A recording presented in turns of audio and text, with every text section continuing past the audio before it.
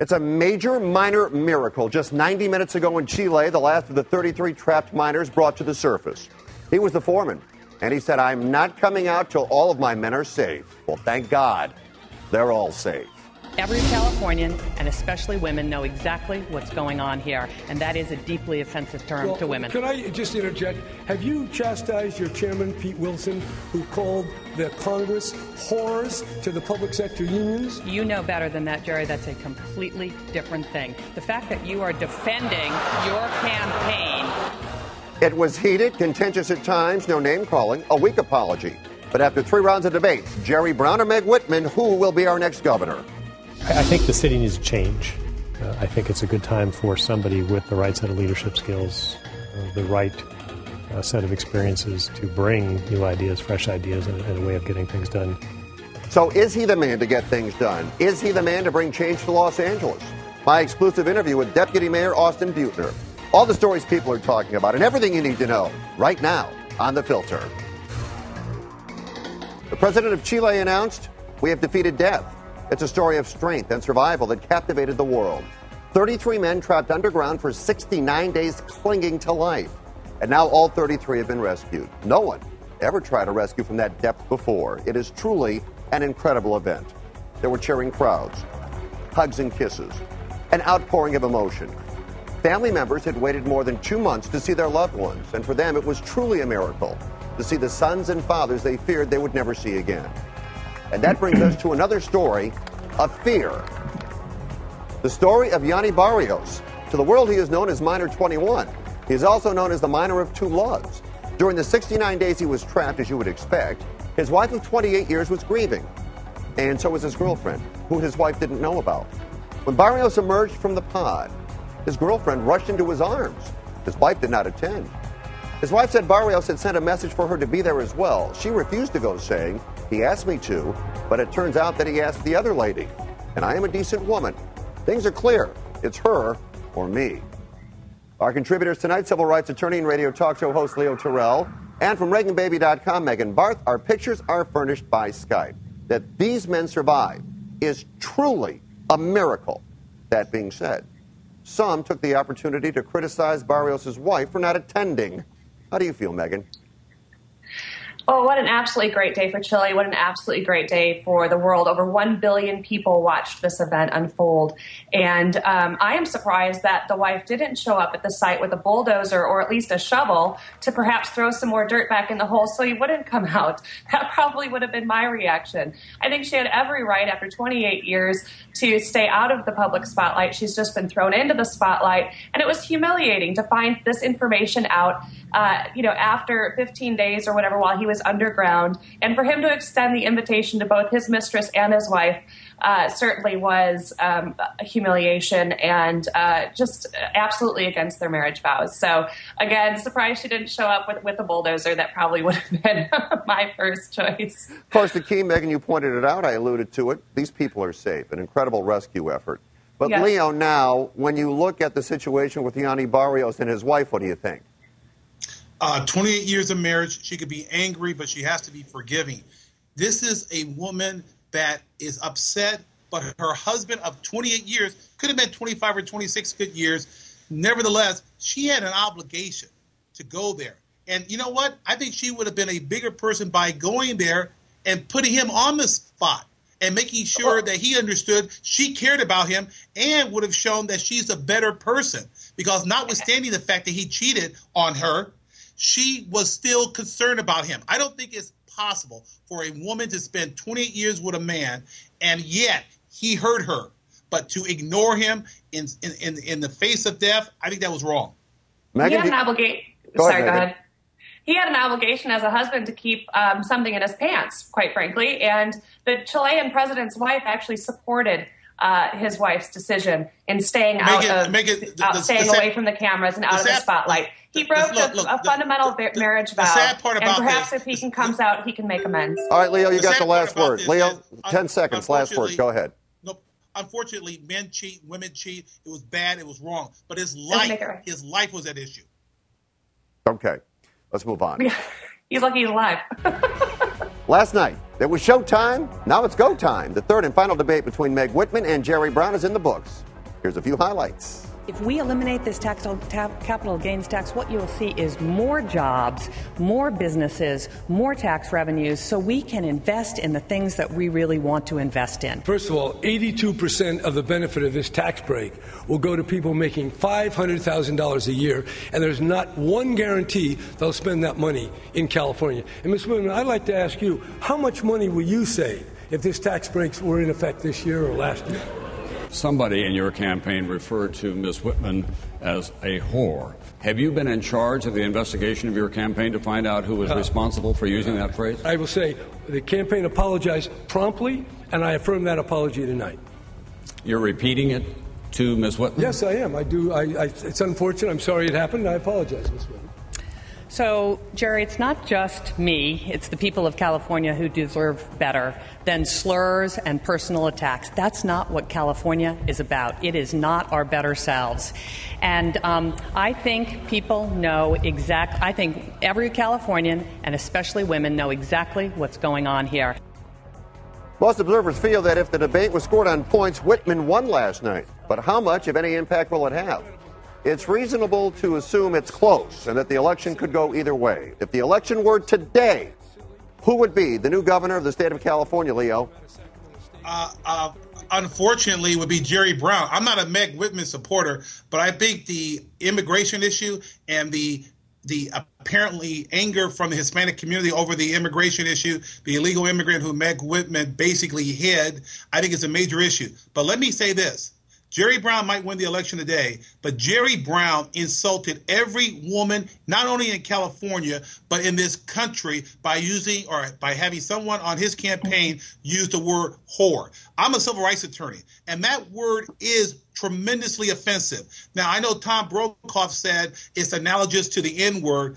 I don't know about that because I can't speak on behalf of every woman. The N-word is offensive, but Jerry Brown did a lukewarm apology, and he offended every woman. And for him to be a Democrat, his father's Pat Brown, who ushered in a tremendous amount of civil rights legislation, Jerry Brown should be embarrassed. Now, Leo, and I understand, and the apology was weak at best.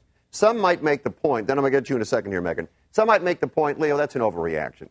That's an overreaction, Leo. It wasn't that big of a deal, but it was that big of a deal, wasn't it?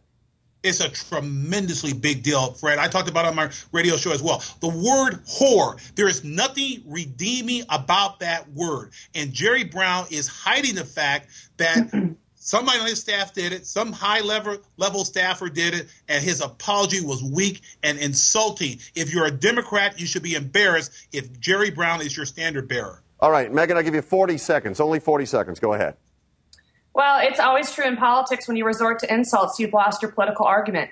That's just a fact. And it is a deeply, deeply offensive word to use a slur against women. But I guess the National Organization of Women do not have a problem with it. So I'm wondering if perhaps we change the W in women from National Organization of fill in the blank. They endorsed Jerry Brown. It is a disgrace that they did so because this term is so derogatory. And I'm not a Jerry Brown supporter. Meg Whitman stood very strong on the issues. The issues about this campaign are not about mudslinging. The issues about this campaign are jobs, reducing the federal bureaucracy, getting jobs and income back into California, creating a safe environment for people to stay here and not move from here, deleting our tax basis. And she did come out the winner because she stuck to the issues and she's not getting into the mudslinging like this campaign is doing because they're desperate. All right, the campaign is coming to a close and the election is right around the corner. Now, if you're an inmate at an L.A. County jail, sheriff's officials have the right to check your immigration status, yep. And if it turns out you're in this country illegally, you could be deported. Board of Supervisors voted to extend a program where immigration status of inmates can be checked. As you can imagine, immigration rights activists are not pleased. They claim it allows racial profiling and that it blurs the line between immigration and local police. It is what it is, and the rule is the rule, but Megan, do you like this? Is it a good rule? I can't. What a novel concept. They're upholding the law. It is a great rule. And Gloria Molina, who actually sits on the Board of Supervisors, was against this rule, but then voted in favor of it because she saw, in her quotes, it eliminated inmates who were criminal predators and who preyed on people. In 2008, they had 3,100 inmates that could face deportation because of their criminal acts that violated their green card. We're not talking about inmates with minor traffic violations or infractions. We're talking about criminals that have felonies on their record, that are being housed in jails, that have basically lost their green card, lost their eligibility. And we need to make sure that we keep our communities safe. And if these folks need to be deported, if these prisoners, if these criminals need to be deported, then the LA County system should have every right to check their immigration status to ensure that they do not repeat their crimes or get out into the general public again. Leo, you're a civil rights attorney. Where are you on this? I hate it for one reason. I wonder if they're looking for blonde, blue-eyed Canadians. I wonder if they're looking for Italians or Germans. This law is designed. No, let me finish. You had a minute. Let me finish, please. This law is selectively enforced against people whose names are Gonzalez, Morales, Barrios, Jose, and Pepe. It's wrong, and we know it's wrong. And the dirty little secret is, just like the Arizona law, if you're blonde and blue-eyed, you're not suspected of being an illegal alien because you're not the ones that we're looking for. I hate it. It's wrong. I want to know the implementation if it's going across the board without relationship to color or ethnicity. Well, yeah, it's wrong. But the way it reads, Leo, anybody in county jail can have their immigration status checked, even somebody blonde and blue-eyed. Yes, Fred, but you know what? It's the enforcement. It's the way the law is enforced. It's called selective enforcement, and that's what it is. It's targeted towards Hispanics, period. All right. Let's talk about a law that's on the books that has drawn a lot of controversy. Been a lot of talk about doing away with the don't ask, don't tell policy in the military. Federal judge in California has ruled get rid of it and do it right now. District Judge Virginia Phillips ordered the military to immediately suspend and discontinue any investigation or proceedings to dismiss gay members. The 1993 law says gays may serve in the military, but only if they keep secret their sexual orientation. So the Justice Department is now considering an appeal, and Pentagon Chief Robert Gates warned of enormous consequences for men and women in uniform if the ruling stands. If the government does appeal, then that would put the Obama administration in the position of continuing to defend a law it opposes. Leo, what is the right thing to do here? Do just what Harry Truman did. Issue an executive order. Obama has an obligation to eliminate discrimination against gays. He can issue an executive order, and this judge had the courage to do the right thing. I've been before Judge Phillip. She's an outstanding jurist, and she did the right thing. What is sickening about this is that people have the right to express themselves. It's like me trying to pretend I'm not black. It's ridiculous. Gay people have the right to be who they are. And if the Obama administration is going to do the right thing, they should not appeal this law. But, of course, they're going to play politics, and they're afraid about the upcoming November election. Megan, what do you think? Well, first of all, the military isn't a place where you're supposed to express yourself. You're actually a very homogenous group with a focus and a mission. And this judge just put the Department of Justice, this administration, the president, Robert Gates, chief of the Pentagon, and the General Petraeus on notice. They're going to have to do something now because a federal judge out in Riverside in the Central District of California just single-handedly by the gavel overturned a law dealing with our military. And I do have a problem with that. These are not issues that should be taken lightly. They need to be decided from the commander-in-chief, who is our president, and from all of his advisors within the Pentagon and the military to do what is best so no one is put in harm's way. And General Gates was quoted as saying this could have detrimental, all I'm doing is repeating what Gates said. Detrimental consequences to... Megan and Leo, we're running real short tonight. I've got 15 seconds. I want him. Megan gets 5, Leo gets 10. Go. Gates said it could have detrimental consequences to the military, and you have to rely on those people who have served in the military that are on the ground that can make these decisions, and our commander-in-chief needs to come out and now do something about it. Leo, 10 seconds. Yes, 1954, Megan, Supreme Court, 9-0, Brown versus Board of Education. They eliminated segregation. That's why I'm able to be on this show. The courts do when the courts are there to make sure they interpret the Constitution correctly. All right, got to go. That's why I'm on the program. Got to go. Leo, got to go. Megan, Good job tonight. I'm sure we'll continue this down the road. Thanks a lot.